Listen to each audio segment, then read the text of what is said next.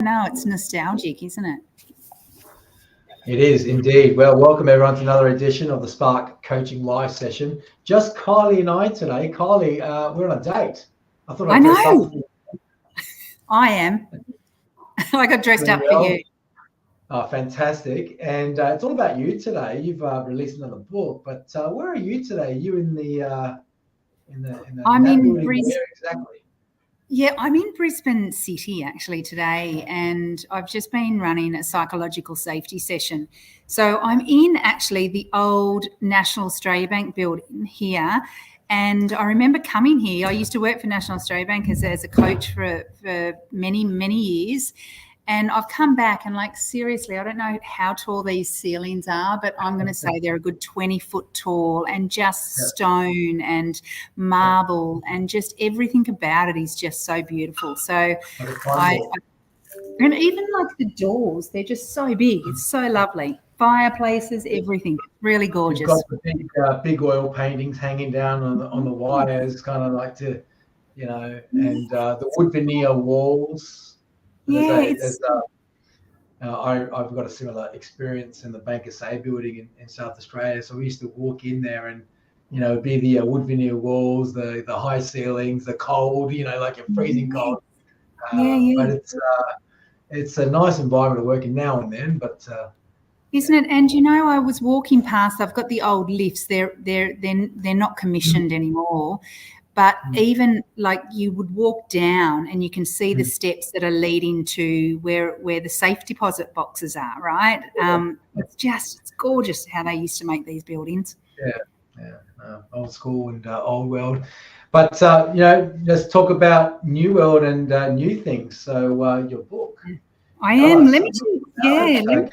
Background and what can I expect when, I'm going to order a copy. Yeah. Okay. So this is Leading from the Heart. Okay. And I get an opportunity every single year, multiple times a year, to collaborate with amazing business leaders from around the world. And I was asked to collaborate on a book called Leading from the Heart. And it was really about sharing insights from 21 business leaders from around the world around how you can create a profitable enterprise when you lead from the heart, right? When you lead with people first mindset. And it's interesting because I was actually writing my next book is actually Leading with Kindness. And I'm nearly there. I'm about two-thirds through it. And I'd put it on the back burner because I thought to myself, Arthur, do leaders really want to lead from the heart? Do they really want to lead with kindness? And I created doubt in myself, thinking it's not normally a quality or a trait that people think of when they think of great leaders. They think of visionary, great communicators, inspiring, accountable, great communicators, things like that. I normally hear those traits, and I sort of doubted myself. And when I was asked by Joan Scott, who's an amazing business owner over in the UK, I thought, you know what, I'm going to test the waters. I'm going to contribute to this book and see how it goes, to see whether or not it actually is, people do want to lead from the heart. Well, within 2 days of this book being launched, it became a #1 bestseller in the USA, UK, Canada and Australia, and it also became the #1 hot new release in the USA, UK, Australia and Canada. Now, I've written a lot of bestsellers or contributed to a lot of bestsellers that throughout my time, but never have we got #1 in the USA. Never in the USA. The USA is such a tough market to crack. So it really showed for me that people actually do want to lead from the heart. They do want to lead with kindness. And when I'm talking about kindness, before I tell you what I mean by kindness, what do you think I mean by kindness? What would you say is leading with kindness, Arthur? Oh, you're asking the big questions. I think what first comes to mind would be having the ability to show empathy and putting yourself in the shoes of the person that you're leading, and not judge, and give them opportunity to, have a go and empower them. So those are kind of the initial thoughts I have. Yeah. What you cover off for. Well, it's one quality of it. It's one part of it. But normally when I've talked to leaders about kindness, what does it mean to lead with kindness? Many of them said, well, I see kindness as a weakness, right? Well, I don't see it as a strength. I see it as a weakness. What if they think I'm a pushover if I lead with kindness? When I'm talking about leading with kindness, I'm not talking about being a pushover. I'm not talking about being weak. I'm not talking about, people walking all over you. Leading with kindness is actually having some of those tough conversations, letting people go, providing feedback that maybe they don't want to hear. Having that empathy. Jacinda Ardern, the Prime Minister of New Zealand, when she was the Prime Minister of New Zealand, people used to say that she was too kind, right? And what she said is that leading with kindness is about having compassion and strength. Now, there is so much research out there that indicates that when we are kind, when we lead from the heart, we have more engaged staff, we have more profitable enterprises, we have happier people, we have these release of serotonin and endorphins and all of these beautiful, wonderful, chemicals that run through our body. So when I'm talking about leading with kindness, I'm talking about, making sure you're having those tough conversations, but you're also leading with people first. And it really shows to me that people want to lead with kindness. They want to lead with compassion and empathy and direction. And it could even be about giving clarity around when there's ambiguity. So leading with kindness to me is something that our people are wanting more of.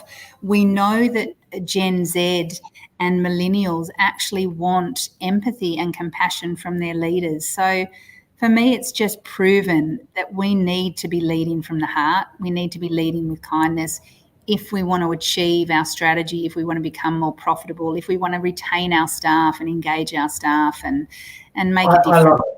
I love it. I have a view. Like, look, I mentioned empathy and empowerment. And I think the other consideration there is sustainability. Yeah. And what I mean by that is to lead with kindness, yes, important, but it also has to be a reciprocation. And this whole feedback that you may have received around, I'm a pushover. I'm surprised no one said, "Hey, you got to be cruel to be kind, Kylie." Come on, like we're running an enterprise here. Exactly.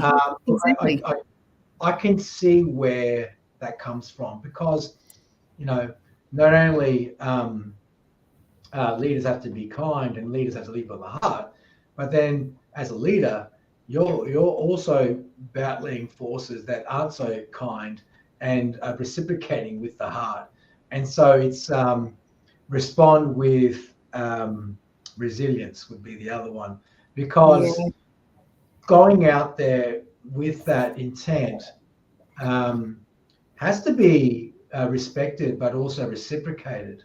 Because as the leader, where you're giving yourself in that manner, you may be feeling very vulnerable, you may be uncomfortable. When it's not reciprocated, that's when your resilience has to come into play. But then that's when you never do it again. So it's an interesting thing. What I'm seeing is, despite how much you lead with a heart and you lead with kindness, it's over time you might become very selective as to who you do it with, because it may not be coming back. Well, and you make it. Yeah. And Sorry, it's no.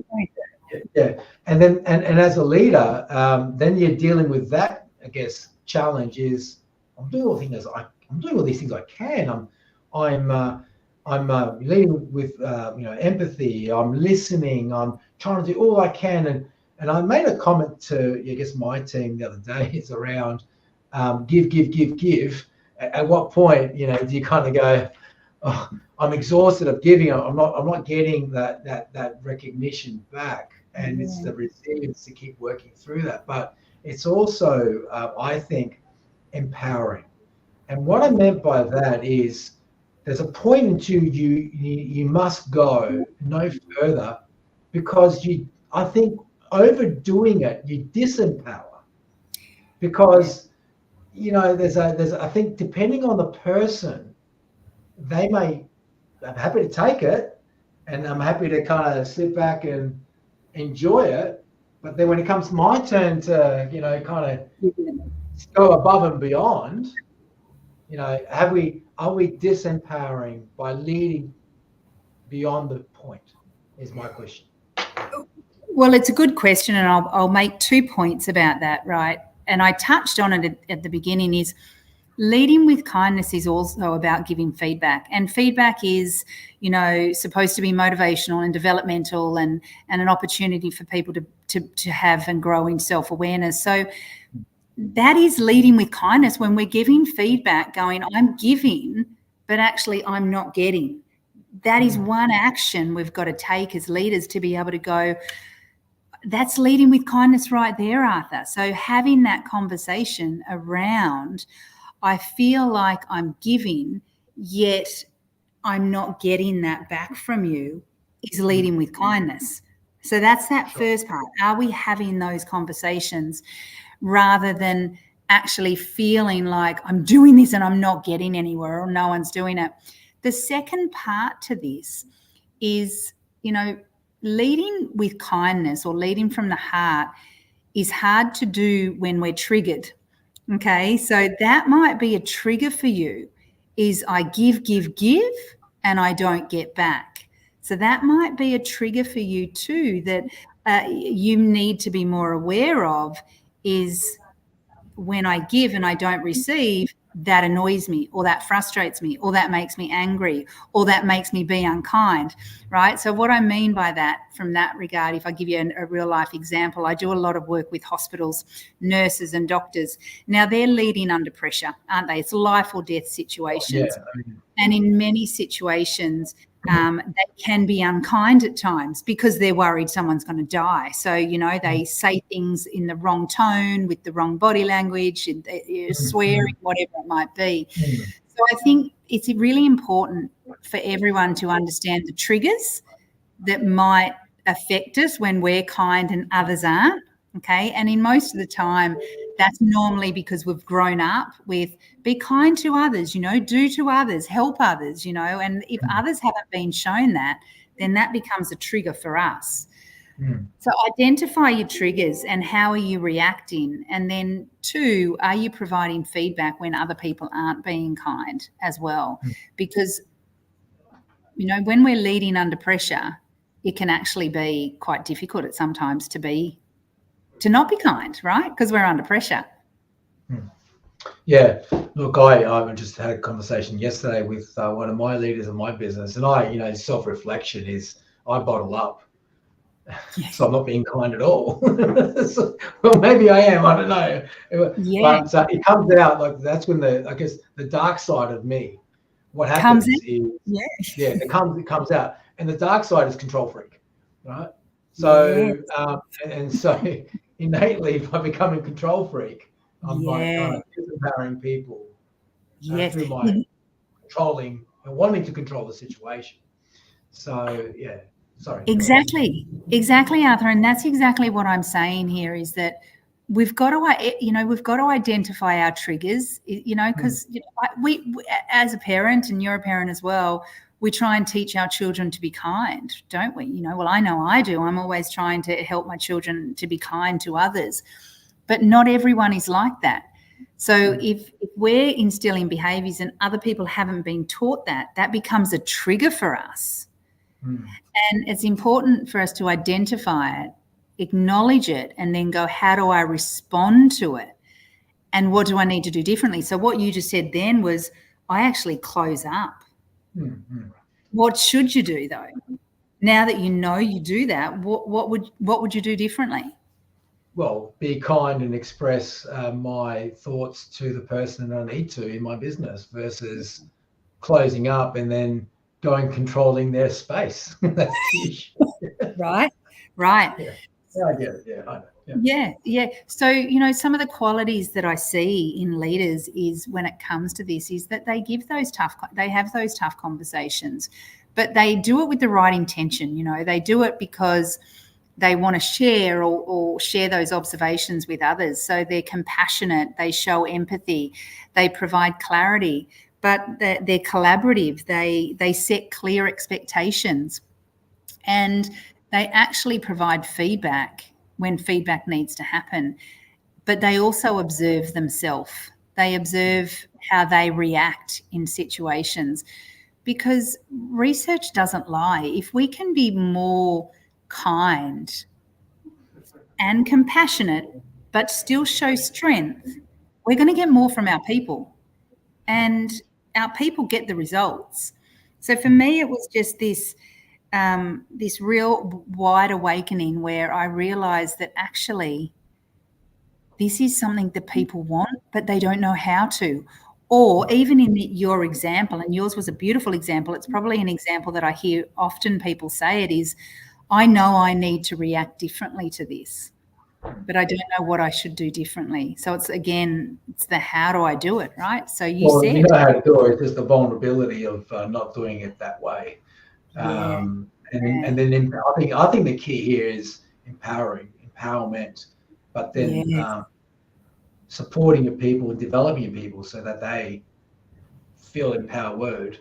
And so when the opportunity arises, you don't have to ask. They can kind of have the courage to kind of say, hey, did you want me to do this? When they didn't really know I need it done, or the leader needs it done, they actually can come out and suggest and be confident and feel empowered to do so. Back to the book, though. I mean, in terms of your contribution, did you have a specific, I guess, scenario that you covered, or with 21 collaborators and you say you're number one, what did the other 20 do, and how did it all come together? Like, look, I think for the other 20, they were really talking about how do we put our people first with parameters, with boundaries. What do they do to lead with kindness? And it was really them sharing their examples. I'm a little bit more scientific, so I went into the research. I went into what's the research that actually talks about kindness? How do we create a culture of kindness? What are the qualities that we see in leaders? So I went very much around the leadership space. But for many of the others, they talked about what they had done in their businesses to create a kind culture that still allowed them to get results, still allowed them to have the tough conversations, still allowed them to drive strategy and drive results, but doing it in a way that brought the people along with them and helped the people to see that, do I want to be led by a boss that is kind, or do I want to be led by a boss that's all about strategy? And in all the situations and in all the research that I've found, people want kind leaders. They want leaders that are going to care for them and have that empathy and compassion. Yeah. No, it does. And it is, like you said, it is possible to achieve both. It's actually quite interesting. We've recently surveyed, or we are surveying our advisors at the moment. And it's interesting, some of the feedback thus far in regards to, I guess, the leadership of our group. And I know I'm on a live event and it's public. And so the direction of going profit for purpose. And it's interesting to see there's a very small number of responses that actually feel that it's detracting from the direction of the group. So either it's a reality or a miscommunication, and or they haven't really heard the explanation. But there's this, I think, a potential sentiment around, it's not about us now. It's about being profitable purpose, which isn't actually the intent. It's interesting, right? Because really the whole gift of donation is around my choice to donate dividend. And I think there might be some misconceptions around, how much is it and how much are we foregoing because it's not coming back into the business? And that's actually quite interesting. It's actually quite interesting. I think that's kind of maybe on the mind. But it's very, very now important to say that we're not discounting investment back in the business because of that mission. But then the complete opposite is people actually are joining because of that. People are staying because of that. People are donating to the charity fund. And so you got this, it's interesting, you got this really, polarization. On two continuums. On two very different, and so even though you're leading with kindness and leading with empathy and leading with the heart, I mean, if we were for profit, a lot of things would change, because then you're trying to deliver a dividend for shareholders, and then obviously the cost environment increases around for everyone, because that's the motivation of for profit. So it's interesting, even though you, as an organization leading with a heart, it's important that you convey, my lesson thus far from the feedback is that it's still possible to achieve the strategy and have the focus on the strategy while still having the heart.